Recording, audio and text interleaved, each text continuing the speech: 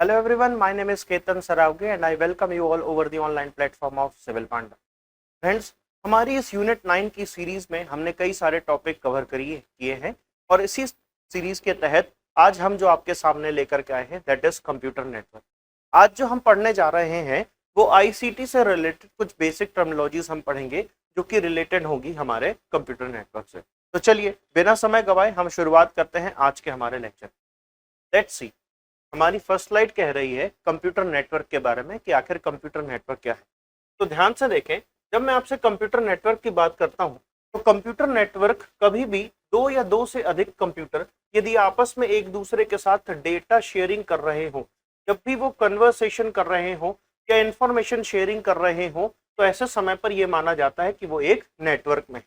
तो a computer network is two or more computer are connected with each other and they are purposing for the purpose of communication। जब भी वो communication perform कर रहे होंगे, इसका मतलब साफ है कि वो इंफॉर्मेशन की शेयरिंग कर रहे होंगे। तो ऐसे समय पर ये कंसिडर किया जाएगा कि दैट आर इन नेटवर्क, वो एक कंप्यूटर नेटवर्क के तौर पर कंसिडर किया जाता है। आगे बढ़ते हैं, यदि हम मेनली देखा जाए तो कंप्यूटर नेटवर्क को चार टाइप में डिवाइड करते हैं। First one is LAN, second one is MAN, PAN and then PAN. इनका एक एक करके हम इलेबोरेटेड तरीके से इनको पढ़ना शुरू करते हैं। यदि मैं सबसे पहले आपसे बात करता हूं लैन, तो इसका जो फुल फॉर्म होता है that is local area network. ये भी आपका एक सवाल है, ये भी आपका एक क्वेश्चन हो जाता है कि आखिर लैन का फुल फॉर्म क्या है। So that is local area network. Local area network जो होता है ये एक ग्रुप ऑफ कंप्यूटर होता है जो कि एक प्रेमाइसेस, एक पर्टिकुलर किसी बिल्डिंग या एक प्रेमाइसेस तक ही सीमित होता है।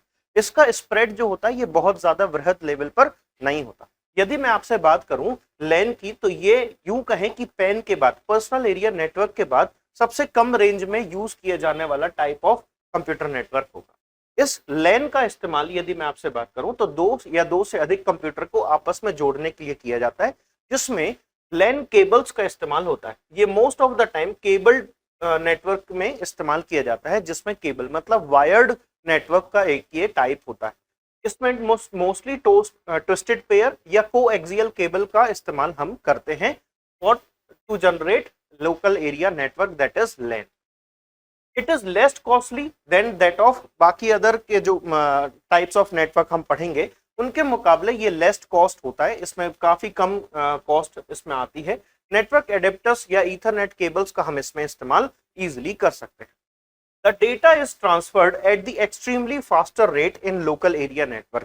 लोकल एरिया नेटवर्क में डेटा का जो ट्रांसफर की स्पीड है वो कहीं ज्यादा होती है, काफी अधिक होती है। Local area network provides higher security. इनमें सिक्योरिटी मेजर्स को भी ज्यादातर ध्यान में रखा जाता है, अधिक से अधिक ध्यान में रखा जाता है। आगे की बात करते हैं that is personal area network को हम समझते हैं। आपने कई बार ब्लूटूथ या हॉटस्पॉट या यूं कहें स्क्रीन कास्ट जैसे एक जो आपके फीचर्स होते हैं उनका इस्तेमाल किया होगा। तो वो क्या है, वो एक एग्जांपल है पर्सनल एरिया नेटवर्क। यदि दो या दो से अधिक डिवाइस एक दूसरे के साथ इंफॉर्मेशन की शेयरिंग कर रहे हैं within a spread area related to 10 metres, approximately 10 metre की लगभग दूरी होगी। वहां पर जब हम लैन की बात कर रहे थे तो लैन में हमने जाना था कि ये एक लिमिटिंग बाउंड्रीज तक सीमित होता है, मतलब लगभग 100-200 मीटर के आसपास तक की इसकी रेंज हो सकती है ना। मतलब ये एक बिल्डिंग या एक पर्टिकुलर प्रेमाइसेस, जैसे कि यूनिवर्सिटीज या अलग इंस्टीट्यूशंस की बात करें तो एक इंस्टीट्यूट के बीच में दो या दो से अधिक बिल्डिंग्स को आपस में कनेक्टिविटी देने के लिए लैन का इस्तेमाल हम कर सकते हैं। परंतु यदि मैं आपसे पर्सनल एरिया नेटवर्क की बात करूं तो पर्सनल एरिया नेटवर्क की जो मेन मैक्सिमम स्प्रेड डिस्टेंस होती है वो 10 मीटर होती है। मतलब जो दो डिवाइसेस हैं उनके बीच की दूरी 10 मीटर या उससे कम होनी चाहिए, तब जाकर के आप पर्सनल एरिया नेटवर्क को प्रॉपर तरीके से यूटिलाइज कर सकेंगे। पर्सनल एरिया नेटवर्क की यदि मैं आपसे बात करूं तो ये जो नेटवर्क होता है इसकी रेंज ज्यादा नहीं है, हाँ इसकी स्पीड जो है वो भी क्या होगी, वनस्पत लैन के कम होती है। Most of the time personal area network में हम वायरलेस नेटवर्किंग का इस्तेमाल करते हैं। जो टेक्निक यूज की जाती है वो कौन सी होती है, जो मीडियम होगा वो एरियल मीडियम होगा, एरियल मीडियम होगा। मतलब इसका मतलब साफ है कि हम वायर का इस्तेमाल नहीं कर रहे हैं, वायरलेस मीडियम होगा। ठीक है, तो पर्सनल एरिया नेटवर्क जो होता है इसकी रेंज कम है, स्पीड भी कम है और जिसमें हम वायरलेस कनेक्टिविटी का मोस्ट ऑफ द टाइम इस्तेमाल करते हैं, जैसे इंफ्रारेड के जरिए, जैसे ब्लूटूथ के जरिए हम डेटा शेयरिंग करें, या फिर यदि हम स्क्रीन कास्ट के जरिए, डायरेक्ट वाईफाई के जरिए डेटा की शेयरिंग कर रहे हैं, तो वो सभी एग्जाम्पल है किसके, पर्सनल एरिया नेटवर्क के। तो याद रखेंगे ब्लूटूथ, इंफ्रारेड या आपका direct WiFi, screen casting, all these are examples of personal area network. ये सारे सवाल हैं आपके, ध्यान से देखेंगे। यदि मैं आपसे मेट्रोपॉलिटन एरिया नेटवर्क की बात करता हूं तो ये एक सिटी तक, अब इसका स्प्रेड एरिया जो हो गया वो बढ़ गया, कवरेज एरिया इसका क्या हो जाएगा, बढ़ जाएगा। लगभग ये 100 किलोमीटर की रेंज में ये पहुंच जाता है। 100 किलोमीटर की रेंज पहुंच जाता है, इसका मतलब ये है कि एक बड़े मेट्रोपॉलिटन एरिया में भी हम इसको इस्तेमाल कर सकते हैं। मतलब एक यदि नोड 100 किलोमीटर दूरी पर दूसरे नोड से है, तो ऐसे समय पर हम जिस एरिया नेटवर्क की बात करेंगे तो वो मेट्रोपॉलिटन एरिया नेटवर्क होगा।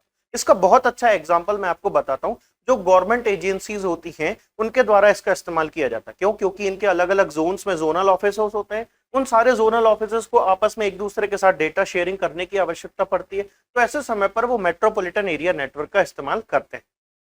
और दूसरा एग्जाम्पल दूं तो जैसे सिटी केबल्स यदि आपने देखी होंगी, तो सिटी केबल्स में क्या होता है, सिटी केबल्स में हम most of the time metropolitan area network का इस्तेमाल करते हैं। यदि मैं आपसे बात करता हूं आपके सिग्नल्स, जो आपके ट्रैफिक सिग्नल्स होते हैं, ये भी एक दूसरे के साथ कनेक्ट होते हैं कहीं ना कहीं। यदि मैं आपसे बात करता हूं सर्वेलेंस कैमरास, जो भी पुलिस कंट्रोल रूम के द्वारा सर्वेलेंस कैमरास का इस्तेमाल किया जाता है, वो भी क्या होता है, कहीं ना कहीं मेट्रोपॉलिटन एरिया नेटवर्क का ही इस्तेमाल कर रहे होते हैं। तो ये सभी किसके एग्जाम्पल हो जाएंगे, मेट्रोपॉलिटन एरिया नेटवर्क के। जैसे कि मैंने अभी आपको बताया, एक बार मैं फिर से बता देता हूं, दैट इज सिटी केबल, जो आपके स्ट्रीट लाइट्स होती हैं, या फिर आपके जो सिग्नल्स होते हैं ट्रैफिक सिग्नल्स, उनकी बात करें, या फिर यदि मैं आपसे पुलिस कंट्रोल रूम के सर्वेलेंस कैमरास की बात करता हूं, तो ये सब मेट्रोपॉलिटन एरिया नेटवर्क का इस्तेमाल कर रहे होते हैं। आगे बात करें, जब मैं आपसे वैन की बात करता हूं, मतलब वाइड एरिया नेटवर्क, तो इसका जो स्प्रेड है ये ज्योग्राफिकल बाउंड्रीज के ऊपर हो जाता है। मतलब पूरे ग्लोबल लेवल पर, पूरे पैन अर्थ पर लेवल पर ये क्या काम करता है, ये कनेक्टिविटी प्रोवाइड करता है। ठीक है, तो चलो कुल मिलाकर के यदि कोई एक कंप्यूटर इंडिया में है और कोई एक दूसरा कंप्यूटर या यूं कहें सर्वर जो है वो दूसरे किसी देश में भी रखा हुआ है, मतलब ग्लोबल लेवल पर यदि आपको कनेक्टिविटी प्रोवाइड कर रहा है, कनेक्शन प्रोवाइड कर रहा है, so that network will be termed as wide area network. क्या बात समझ में आ गई? तो जो हम इंटरनेट का इस्तेमाल कर रहे होते हैं वो क्या है, वो वाइड एरिया नेटवर्क का ही एग्जांपल है। वर्ल्ड वाइड वेब किसका एग्जांपल है, हमारे वाइड एरिया नेटवर्क का एग्जांपल होगा। तो इस तरीके से हमने जाना कि नेटवर्क के मुख्यतः ये जो 4 टाइप हैं, जो हमने 4 टाइप पढ़े, that is local area network, pan मतलब पर्सनल एरिया नेटवर्क, यदि मैं आपसे बात करता हूं मैन मेट्रोपॉलिटन एरिया नेटवर्क, और वैन मतलब वाइड एरिया नेटवर्क। तो इसमें सबसे कम, यदि मैं आपसे सीक्वेंशियल ऑर्डर में जमाने की बात करूं, तो सीक्वेंशियल ऑर्डर में हम जब देखते हैं इनको, तो हम बात करते हैं हमें क्या क्या चीजें मिल जाती हैं। सबसे पहले यदि मैं आपसे बात करूं तो सबसे छोटे लेवल पर होता है पैन मतलब पर्सनल एरिया नेटवर्क। उसके बाद उसके कंपैरेटिवली थोड़ा ज्यादा स्प्रेड देता है आपको लैन मतलब लोकल एरिया नेटवर्क।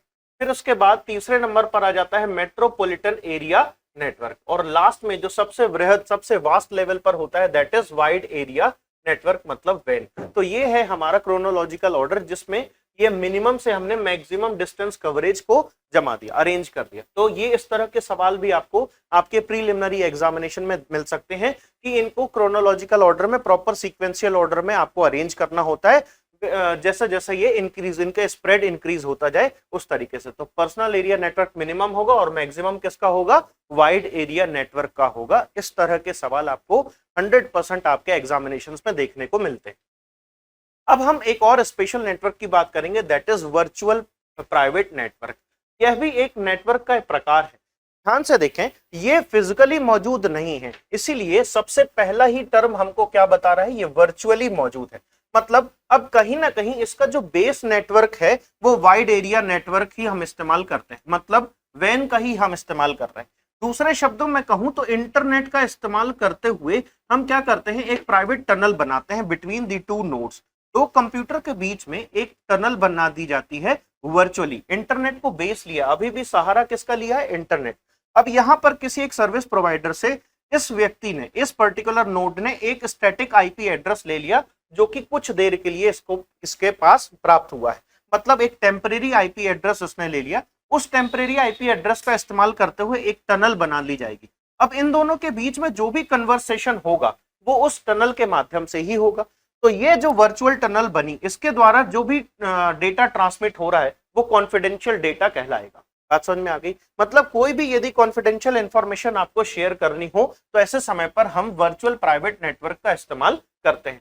इसमें क्या होता है, एक टेम्परेरी आईपी एड्रेस अप्लाई कर दिया जाता है, एक स्टैटिक आईपी एड्रेस लगा दिया जाता है और उसी स्टैटिक आईपी एड्रेस के जरिए दूसरा कोई नोड जो होगा इंटरनेट पर मौजूद वो आपके साथ एक टनल, वर्चुअल टनल फॉर्म करेगा और उस वर्चुअल टनल के माध्यम से ही क्या होगा, एक जो कॉन्फिडेंशियल इंफॉर्मेशन है उसको आप इजीली शेयर कर सकते हैं, ताकि किसी तरह का कोई भी cyber attack like man in the middle attack ना परफॉर्म कर सके। तो इससे बचने के लिए हाईली सिक्योर यदि नेटवर्क देखा जाए तो वो कौन सा नेटवर्क है, जितने भी हमने टाइप्स ऑफ नेटवर्क्स पढ़े उनमें से हाईली सिक्योर्ड नेटवर्क यदि बोला जाए तो वो वर्चुअल प्राइवेट नेटवर्क कहलाएगा। ठीक है, तो कुल मिलाकर के वर्चुअल प्राइवेट नेटवर्क से क्या होता है, हम कॉन्फिडेंशियल डेटा की शेयरिंग कर रहे होते हैं। क्या बात समझ में आ गई? इस तरीके से ये वर्चुअल प्राइवेट नेटवर्क मतलब फिफ्थ टाइप ऑफ नेटवर्क हमने पढ़ लिया। आगे की बात करते हैं। अब हम जानेंगे कि आखिर की कंपोनेंट्स कौन कौन से होते हैं किसी भी कंप्यूटर नेटवर्क। सबसे पहले जो मेन कंपोनेंट होता है दैट इज नेटवर्क डिवाइस, दूसरा होता है लिंक्स, तीसरा होता है कम्युनिकेशन प्रोटोकॉल्स और लास्ट में आते हैं नेटवर्क डिफेंस, मतलब नेटवर्क सिक्योरिटी से संबंधित कुछ कंपोनेंट्स। अब मैं यदि बात करता हूं एक एक कंपोनेंट की तो ध्यान से देखेंगे, यहां पर भी एक क्वेश्चन मैंने अभी अभी आपको बता दिया कि कौन कौन से कितने बेसिक कंपोनेंट्स होते हैं किसी भी कंप्यूटर नेटवर्क के, तो 4 बेसिक कंपोनेंट्स होते हैं। यदि संख्या पूछी जाए तो 4। कौन कौन से होते हैं, तो नेटवर्क डिवाइस, ऐसा पूछा जा सकता है इनमें से कौन सा नहीं है या इनमें से कौन सा है। इस तरह के सवाल काफी ज्यादा बार देखे गए हैं, है ना, कई सारे पीसीएस एग्जाम्स में, पीएससी एग्जाम्स में। तो हो सकता है इस बार आपको इस तरह का कोई एग्जाम में क्वेश्चन देखने को मिल जाए कि नेटवर्क डिवाइसेस, लिंक्स या फिर कम्युनिकेशन प्रोटोकॉल्स और नेटवर्क डिफेंस के अलावा आपको कोई एक ऑप्शन दे दे कि इनमें से कौन सा नहीं है basic component related to computer network. तो इस तरह के सवाल आपको ध्यान में रखने होंगे। ये कीवर्ड्स हैं जिनको आपको ध्यान में रखना है। चलिए अब हम एक एक करके इनको पढ़ना शुरू करें। जब मैं आपसे बात करता हूं कंप्यूटर नेटवर्क्स की, तो कंप्यूटर नेटवर्किंग डिवाइसेस के बारे में पढ़ना अत्यंत आवश्यक हो जाता है। जब मैं आपसे नेटवर्किंग डिवाइसेस की बात करता हूं तो कंप्यूटर के अंदर एक पर्टिकुलर, यदि मैं आपसे डिवाइस की बात करूं तो वहां पर computer, mobiles and other communication devices के लिए ये जो होते हैं, ये डिवाइसेस जो हैं वो यूज किए जाते हैं किसी भी नेटवर्क को फॉर्म करने के लिए। किसी भी नेटवर्क को फॉर्म करने के लिए जो डिवाइसेस यूज किए जाते हैं उनको ही अपन क्या कहते हैं, हम नेटवर्किंग डिवाइसेस के नाम से जानते हैं। मतलब एक कनेक्शन एस्टेब्लिश करने के लिए जितने भी छोटे छोटे इलेक्ट्रॉनिक डिवाइसेस की आवश्यकता आपको पड़ती है उसको ही हम क्या कहते हैं, कंप्यूटर नेटवर्किंग डिवाइसेस के नाम से जानते हैं। अब इसके बाद हम जानते हैं कि आखिर सर्वर्स क्या होते हैं। यदि मैं सर्वर्स की बात करता हूं तो सर्वर्स एक ऐसे कंप्यूटर्स होते हैं जिनमें मुख्य डेटा, मेन जो डेटा होता है वो स्टोर करके रखा जाता है और यही इंफॉर्मेशन कोई क्लाइंट लेता है। ये हो गया सर्वर और ये हो गया क्लाइंट। ये क्लाइंट का कंप्यूटर सर्वर के साथ सबसे पहले पिंग कमांड भेजता है, मतलब हेलो, और फिर उसके एवज में यहां से उसको एक्नॉलेजमेंट मिलता है कि हाँ मुझे तुम्हारी आवाज आ गई, और फिर उसके बाद ये रिक्वेस्ट करता है और रिक्वेस्ट के एवज में इसको सर्वर की तरफ से रेस्पॉन्स प्रोवाइड कर दिया जाता है। इस तरीके से एक कम्युनिकेशन एस्टेब्लिश होता है। सर्वर क्या है? सर्वर वह कंप्यूटर है जिसमें डिमांडिंग इंफॉर्मेशन स्टोर की गई है। जो भी इंफॉर्मेशन किसी क्लाइंट को चाहिए वो इंफॉर्मेशन जिस भी कंप्यूटर सिस्टम में रखी जाए उसका आईपी एड्रेस, उसका जो एड्रेस होगा वही सर्वर कहलाएगा, वही कंप्यूटर हम सर्वर के तौर पर कंसीडर करते हैं। आगे की बात करते हैं। जब मैं आपसे बात करता हूं नेटवर्किंग डिवाइसेस की, तो इस नेटवर्किंग डिवाइसेस में हमने देखा कि सबसे इंपॉर्टेंट चीज होती है मॉडेम। ध्यान से देख, जब मैं आपसे मॉडेम की बात करता हूं तो ये मुख्यतः 2 शब्दों से मिलकर के बना है। 2 शब्दों से मिलकर के मतलब modulation and demodulation, modulation and demodulation. ध्यान से देखें, अब मैं पहले आपको यही समझाता हूं कि मॉड्यूलेशन या डीमॉड्यूलेशन क्या होता है। ध्यान से देखें, जब भी सिग्नल्स को एक जगह से दूसरी जगह ट्रांसमिट होना होता है, जब भी वो ट्रांसफर हो रहे होते हैं तो वो एनालॉग फॉर्मेट में ही ट्रांसफर हो पाते हैं। मतलब इलेक्ट्रोमैग्नेटिक वेव्स वो डील कर पाती हैं सिर्फ और सिर्फ किनको, एनालॉग सिग्नल्स को ही, ताकि वो प्रोपोगेट इजीली हो सके। अब यदि मैं आपसे बात करता हूं किसी इलेक्ट्रॉनिक डिवाइस में किसी सिग्नल को यूटिलाइज होना है, उपयोग होना है, तो ऐसे समय पर वो सिर्फ डिस्क्रीटेड या फिर यूं कहें डिजिटल सिग्नल्स को ही यूटिलाइज कर सकते हैं, मतलब 0 और 1, केवल वो एक ही भाषा जानते हैं, दैट इज डिजिटल और मशीन लैंग्वेज 0 और 1। तो जिन सिग्नल्स को यूटिलाइज किया जा सकता है किसी इलेक्ट्रॉनिक डिवाइस के द्वारा तो वो होते हैं डिजिटल सिग्नल्स, परंतु उनको यदि प्रोपोगेट होना है, एक जगह से दूसरी जगह माइग्रेट होना है, तो ऐसे समय पर उनको एनालॉग सिग्नल्स होना जरूरी है। ऐसे समय पर हम मॉडेम का इस्तेमाल करते हैं। मॉडेम में मॉड्यूलेटर और डीमॉड्यूलेटर क्या करते हैं, तो ध्यान से समझे। एनालॉग सिग्नल्स को डिजिटल रूप में कन्वर्ट कर देते हैं और डिजिटल सिग्नल्स को वापस एनालॉग फॉर्मेट में कन्वर्ट करने के लिए हम यूटिलाइज करते हैं मॉडेम को। तो modem is an electronic device or you can say it is a networking device which converts the analogue signals into digital signals and also digital signals into वापस एनालॉग सिग्नल्स में convert करने का काम करते हैं। अच्छा, इसके अलावा मॉड्यूलेशन डीमॉड्यूलेशन के बाद इसके साथ एक काम और होता है, ये बड़े डेटा पैकेट्स को छोटे छोटे डेटा पैकेट्स या यूं कहें मॉड्यूल्स में डिवाइड कर देता है, ताकि इजीली वो डेटा पैकेट सप्लाई हो सके, ट्रांसमिट हो सके, एक सोर्स से दूसरे डेस्टिनेशन तक, डिजायर्ड डेस्टिनेशन तक वो इजीली पहुंच सके। अब ये किस पर आधारित होता है कि कितना बड़ा डेटा पैकेट बनेगा, तो ये बैंडविड्थ पर डिपेंड करता है। अब यह मान के चलते हैं कि हमने जो भी नेटवर्क परचेज किया, जो भी हमने सर्विस ली, उसमें हमने 100 Mbps का प्लान लिया है, 100 Mbps का प्लान लिया। अब ये 100 Mbps हमेशा तो ऐसा ही नहीं मिलेगा, कभी वो 60 Mbps मिल रहा होगा, कभी 40 Mbps मिल रहा होगा। तो जितना उस वक्त PS मिल रहा होगा, जितना भी पर सेकंड के हिसाब से वो MB का स्लॉट दे रहा होगा, उतना पर्टिकुलर MB का डेटा पैकेट स्लॉट में, मतलब मॉड्यूल्स के तौर पर डिवाइड हो जाएगा। एक बड़ा डेटा छोटे छोटे मॉड्यूल्स में डिवाइड हो जाएगा और फिर वो डेस्टिनेशन का IP एड्रेस लेकर के आगे की तरफ माइग्रेट हो जाएगा, फॉरवर्ड मूव करने लग जाएगा। तो इस तरीके से हम देखते हैं कि मॉडेम क्या करता है। पहला काम तो ये कि एनालॉग सिग्नल को डिजिटल में और डिजिटल को एनालॉग में कन्वर्ट करता है, पहला काम। दूसरा काम क्या होता है, ये बड़े डेटा पैकेट को छोटे छोटे मॉड्यूल्स या सब पैकेट्स में, सब डेटा पैकेट्स में डिवाइड करने का काम भी करता है। इस तरीके से मॉडेम हमारा एक मुख्य नेटवर्किंग डिवाइस हो जाता है। अब हम बात करते हैं हब की, कि हब क्या है। तो ध्यान से देखें कि हब जो है वो एक ऐसा डिवाइस है जो कि फिजिकल लेयर पर काम करता है।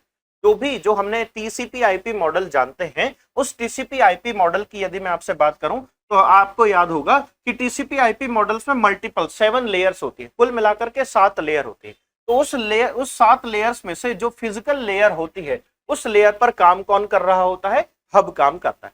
ध्यान से देखें, ये जो हब है इसका सिर्फ एक ही काम है, सिंपली क्या, एक इनपुट को मल्टीपल आउटपुट्स में कन्वर्ट करने का काम किसका होता है, इस नेटवर्किंग डिवाइस का होता है। यदि एक इनपुट सिग्नल है तो ये मल्टीपल आउटपुट सिग्नल्स में इसको भेज पाने में सक्षम होता है। मतलब कई सारे कंप्यूटर्स को यदि एक साथ जोड़ना है तो ऐसे समय पर हम हब का इस्तेमाल करते हैं। क्या बात समझ में आ गई? परंतु ध्यान रहे, हब जो होता है वो थोड़ा इनसिक्योर होता है। कैसे, ध्यान से समझें। जब भी किसी भी data packet data packet approach करता है हब की तरफ, तो ऐसे समय पर हब में जितने भी आउटपुट पोर्ट स्लॉट्स खाली होते हैं या आउटपुट के नोड्स जुड़े हुए होते हैं, ऐसे समय पर वो डेटा पैकेट, वो एड्रेस जो लिखा हुआ है उस पर, है ना, ध्यान रखें किसी भी डेटा पैकेट पर जो भी डेस्टिनेशन होगा उसका IP एड्रेस मेंशन होता है। उस IP एड्रेस को लेकर के ये हब हर एक नोड के पास पहुंचेगा। क्या ये आपका है, क्या ये आपका है, क्या ये आपका है, क्या ये आपका है, या फिर ब्रॉडकास्ट की तरह ये ब्रॉडकास्ट कर देता है, आप में से जिस किसी का भी हो वो इस डेटा पैकेट को ले। ऐसे समय पर क्या होगा, यदि मान के चलिए वो असल में डेटा पैकेट इसका है, परंतु क्या होगा, इसने भी उसको यदि रिसीव कर लिया, तो ऐसे समय पर वो इंफॉर्मेशन क्या हो जाएगी, वो इंफॉर्मेशन दूसरे के पास लीक होने के चांसेस ज्यादा है। इसलिए मैंने आपको बताया कि हब जो होता है वो बाकी अदर नेटवर्किंग डिवाइसेस के मुकाबले कम सिक्योर होता है। यदि मैं आपसे हब की बात करूं तो ये डेटा को कई सारी अलग अलग जगहों पर जो सारे आउटपुट पोर्ट्स की तरफ क्या कर दे रहा है, बांट दे रहा है, ब्रॉडकास्ट कर रहा है। तो ऐसे समय पर डेटा लॉस भी होता है। तो ध्यान से समझें, पहली चीज क्या हुई, टाइम ज्यादा लगा, टाइम कंजम्पशन ज्यादा हुआ। दूसरी बात ये हो गई कि इनसिक्योरिटी ज्यादा हो गई, बढ़ गई।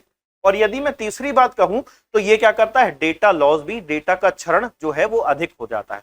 तो कुल मिलाकर के हब जो है वो सिर्फ फिजिकल लेयर पर काम करने वाला एक सिंपल नेटवर्किंग डिवाइस है जो कि एक इनपुट को मल्टीपल आउटपुट पोर्ट्स में कन्वर्ट करने का काम करता है। ठीक, इसके बारे में मैंने और विशेषताएं आपको बता दी। यदि हब की इस सारी प्रॉब्लम्स के से हटना था तो हमने दूसरे डिवाइसेस बनाना शुरू किया। अब यहां पर आई बात किसकी? स्विच की। यदि मैं आपसे स्विच की बात करूं तो ये एक ऐसा डिवाइस होता है जिसमें मल्टीपल ब्रिजेस शामिल होते हैं। मतलब कई सारे ब्रिज जब आपस में मिलते हैं तो वो एक स्विच का निर्माण करते हैं। क्या है ब्रिज? पहले ये समझ। यदि मैं आपसे बात करता हूं ब्रिज की, तो ब्रिज ये है कि एक ऐसा डिवाइस है जिसके पास यदि कोई एक डेटा पैकेट एक पर्टिकुलर आईपी एड्रेस लेकर के आता है, वो आईपी एड्रेस को ये रीड करता है, ये ब्रिज उसे रीड करता है और ये आइडेंटिफाई करता है क्या ये आईपी एड्रेस जो इस पर मेंशन है उससे संबंधित कोई भी आईपी एड्रेस मेरे दूसरे एंड पर जो नेटवर्क है उससे रिलेटेड है अथवा नहीं। यदि वो रिलेटेड होगा तो फिर तो वो अंदर जाने देगा, अथवा वो उसे वहीं से वापस कर देगा कि नहीं, तुमसे संबंधित ये जो तुम आईपी एड्रेस अपने ऊपर मेंशन करके लाए हो वो ऐसा कोई भी आईपी एड्रेस मेरे दूसरे एंड की तरफ जो नेटवर्क है उसमें नहीं है। इसका मतलब अब आप इस इमेज से देख सकते हैं कि ये जो PC1 है ये नेटवर्क पर लगा हुआ एक आईपी एड्रेस भेज रहा है। इस डेटा पैकेट को ये चेक करता है कि कौन से आईपी एड्रेस के पास ये क्या मेरे नेटवर्क के अंदर ये आईपी एड्रेस मेंशन है, तो हाँ है, तो वो अंदर की तरफ उसको जाने के लिए अलाउ कर देता है। तो ब्रिज क्या है? एक रिस्ट्रिक्टिंग डिवाइस है जो रोकता है, प्रोहिबिट कर देता है अनऑथराइज आईपी एड्रेस को एंटर करने से। ऐसा डेटा पैकेट जो उसके पास नहीं है, जिस पर लिखा हुआ एड्रेस उसके अंदर नहीं है, तो ऐसे समय पर वो उसका अलाउ नहीं करता। अब ध्यान से देखेंगे स्विच, वापस समझते हैं स्विच के बारे में। अब यदि कई सारे ब्रिजेस को आपस में जोड़ दिया गया, अब क्या होगा? ध्यान से देखें, ये एक पर्टिकुलर डिवाइस है जो कि स्विच के पास एक डेटा पैकेट को प्रोपोगेट करता है, भेजता है, ट्रांसमिट करता है। अब ये स्विच के पास एक डायरेक्टरी है। स्विच के पास डायरेक्टरी क्या है कि इस पर्टिकुलर जो मेरा नेटवर्क है, मान के चलते ये नेटवर्क ए है, ये बी है और नेटवर्क सी है। अब इनके पास नेटवर्क ए में कौन सी आईपी एड्रेस से कौन सी आईपी एड्रेस तक के नोड जुड़े हुए, मान के चलते हैं 1 से लेकर के 5 तक के जो आईपी एड्रेस हैं वो नेटवर्क ए में। यदि मैं आपसे बात करता हूं 6 से लेकर के 11 तक के आईपी एड्रेस नेटवर्क बी में है। यदि मैं बात करता हूं सी की, तो 12 से लेकर के 17 तक के IP address network number C में। यदि कोई एक आईपी एड्रेस लेकर के एक डेटा पैकेट आता है और उसका आईपी एड्रेस मान के चलते हैं कि 12 निकलता है, उसका आईपी एड्रेस क्या है? 12। तो ऐसे समय पर ये स्विच उस चीज को रीड करेगा, उस आईपी एड्रेस को रीड करेगा और नेटवर्क की स्विचिंग करेगा। वो बता देगा कि ए में नहीं है, परंतु बी में यदि आप जाओगे तो वो आपको वहां ना मिल करके सी में आपको 100% वो आईपी एड्रेस देखने को मिल जाएगा। तो आपको ना तो ए में जाना है ना बी में जाना है, आपको सीधे कहां जाना है? सी में। तो कुल मिलाकर के नेटवर्क की स्विचिंग कर पाने में जो डिवाइस सक्षम होता है वो कौन सा होता है? स्विच होता है। स्विच जो एक ऐसा डिवाइस है, एक ऐसा नेटवर्किंग डिवाइस है जो डेटा लिंक लेयर पर काम करता है। कौन सी लेयर पर? Data link. वही मैंने आपको बताया, अभी हमने पढ़ा था कि डेटाबेस जो आपका टीसीपी आईपी मॉडल होता है उसकी एक लेयर होती है जिसका नाम है डेटा लिंक लेयर। तो स्विच कौन से लिंक लेयर पर काम करता है? डेटा लिंक लेयर पर काम करता है। और यदि मैंने आपकी बात की कि हब, तो वो फिजिकल लेयर पर काम करने वाला नेटवर्किंग डिवाइस होता है। इस तरह के क्वेश्चन आए हैं और पूछे जाते हैं, ध्यान रखिएगा।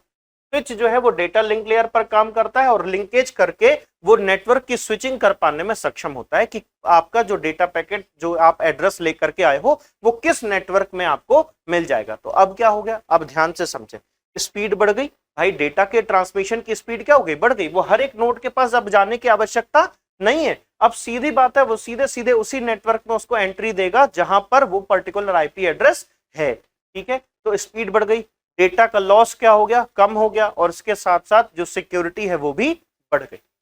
बट अब हम आगे बात करते हैं, इसको शॉर्टेस्ट पाथ बताने के लिए राउटर का इस्तेमाल किया जाता है।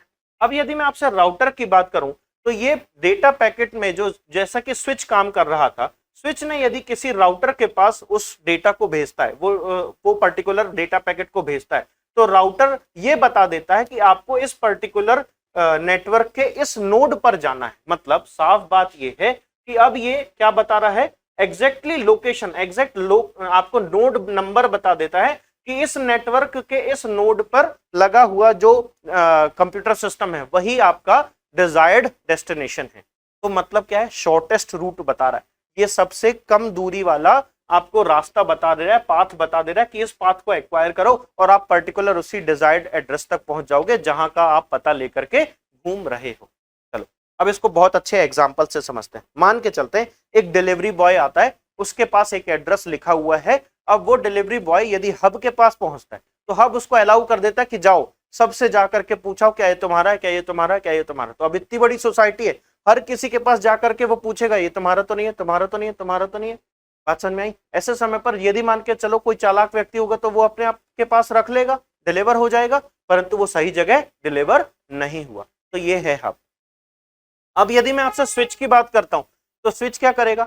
स्विच मान के चलो एक सोसाइटी के बाहर बैठा हुआ एक गार्ड है। अब वो क्या कर रहा है, वो उस आईपी एड्रेस जो भी उस डेटा पैकेट पर या यूं कहें कि उस डिलीवरी बॉय के द्वारा लाए गए पार्सल पर जो एड्रेस लिखा है वो पढ़ करके बताता है कि इस सोसाइटी के इस पर्टिकुलर बिल्डिंग में आपका ये एड्रेस है, ये एड्रेस इस बिल्डिंग में है। आपको हर बिल्डिंग में घूमने की जरूरत नहीं है। आप तो एक काम करो, यहां से सीधा जाओ, तीसरी नंबर की जो बिल्डिंग है वहां पर जाकर के आप किसी से पता कर लेना कि किसका है, तो वहां पर आपको 100% ये मिल जाएगा। अब क्या हुआ, थोड़ा सा सिक्योर हो गया, टाइम भी कम लगा और जो डेटा लॉस है वो भी कम हो गया। अब तीसरा एग्जांपल बताता हूं मैं राउटर का। अब ये जो पर्टिकुलर, अब ये जो गार्ड होगा ये क्या कर रहा है, उसके पास 3 डायरेक्टरी है, मतलब एक डायरेक्टरी के अंदर 3 कॉलम बने हुए। उसको ये भी पता है कि एक नेटवर्क में रेंज कहां से कहां तक है और ये जो रेंज है उस पर एक पर्टिकुलर एड्रेस जो है वो किस मैक एड्रेस मतलब किस मशीन एड्रेस पर असाइन किया गया है, कौन सा आईपी एड्रेस किस मशीन को दिया गया है, इसकी लिस्ट जो होती है वो राउटर के पास होती है। अब ये राउटर क्या करेगा, राउटर बताएगा कि यहां से सीधा जाना है, तीसरे नंबर की बिल्डिंग में तीसरे माले तक पहुंचना है और लिफ्ट से निकलते ही जो आपका लेफ्ट वाला गेट होगा वही आपका डेस्टिनेशन है, वही आपका डिजायर्ड डेस्टिनेशन होगा। तो इसका मतलब साफ है, शॉर्टेस्ट पाथ, ज्यादा सिक्योरिटी और डेटा लॉस भी कम। तो इसलिए राउटर जो होता है वो बेस्ट नेटवर्किंग डिवाइस कंसीडर किया जाता है। तो इस तरीके से हमने जाना कि अलग अलग नेटवर्किंग डिवाइसेस के बारे में। हमने ये जान लिया कि आखिर मॉडेम क्या होता है, कैसे काम करता है, क्या काम करता है। उसके बाद हमने देखा कि ब्रिज क्या होता है, हमने देख लिया कि हब क्या होता है। हब के बाद हमने जाना स्विच क्या होता है, ब्रिज क्या होता है और राउटर क्या होता है, कैसे काम करता है। आगे बढ़ते हैं। जब हम बात करेंगे नेक्स्ट हमारे लेक्चर की, तो नेक्स्ट लेक्चर में हम इंटरनेट को लेकर के आपके सामने आएंगे। इंटरनेट क्या है, किस तरीके से वो बढ़ा, क्या उसकी हिस्ट्री रही, क्या क्या प्रोटोकॉल्स उसके अंदर यूटिलाइज किए जाते हैं, उससे रिलेटेड और बेसिक टर्मिनोलॉजीज भी हम जानेंगे। तो जुड़े रहिए हमारे इस चैनल के साथ, सिविल पांडा के साथ।